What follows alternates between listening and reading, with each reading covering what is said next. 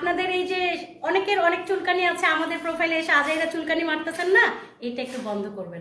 বন্ধুত্ব কি জিনিস সেটা একটু বুঝবেন, যে কারো বিপদ দেখে কেউ পালাই যাবে, আমরা সেরকম বন্ধু না, আর আমাদের কোনো বিপদও নাই।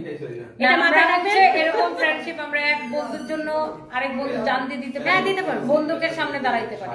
এক্স্যাক্টলি। অন্যের জীবন নিয়ে আপু কারা পড়ে থাকে আমাকে একটু বলেন। নিজের জীবনের থেকে অন্যের জীবন নিয়ে ইন্টারেস্ট কাদের বেশি আপু বলেন? যাদের নিজের জীবনে, যারা অসুখী, নিজের জীবনে যাদের কোনো কাজ নাই, তারা হচ্ছে অন্যের জীবনে পড়ে থাকে। সো কোনো ভদ্র মানুষ নিজের জীবন রেখে অন্যের জীবন নিয়ে পড়ে থাকে না, অন্যের জীবন নিয়ে কোনো ভদ্র মানুষ ইন্টারেস্টেড থাকে না। অবশেষে শোয়েব ইকবালকে নিয়ে আবারও মুখ খুলতে দেখা গেল উদ্যোক্তা রুবেল ফতেয়া টনিকে। রুবেল ফতেয়া টনি বলে যে যাদের বেশি চুলকানি তাদের জায়গা মতো চুলকে দেওয়া হবে, কিছুদিন অপেক্ষা করো। অন্যের জীবন নিয়ে তারাই পড়ে থাকে যাদের নিজের জীবনের সুখ বলে জিনিসটাই নেই।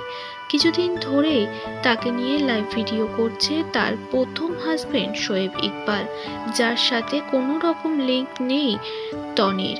টনি জানিয়েছে যে আমার মেয়েকে সে অ্যাবিউজ করেছে, ব্যাড টাচ করেছে, তার কাছে তো মেয়েকে দেওয়ার কোনো প্রশ্নই ওঠে না। যদি নিজে মনে করে ফেসবুকটা আদালত, তাহলে সে ভুল ভাবছে। জায়গা মতো আমি কথা বলবো। আমার মেয়েকে নিয়ে ফেসবুকে কথা বলে সে আর্ন করার চেষ্টা করছে। আমি একজন ভাইরাল, তাই আমাকে নিয়ে নতুনভাবে আর্ন করার ইচ্ছা জেগেছে তার ভেতরে।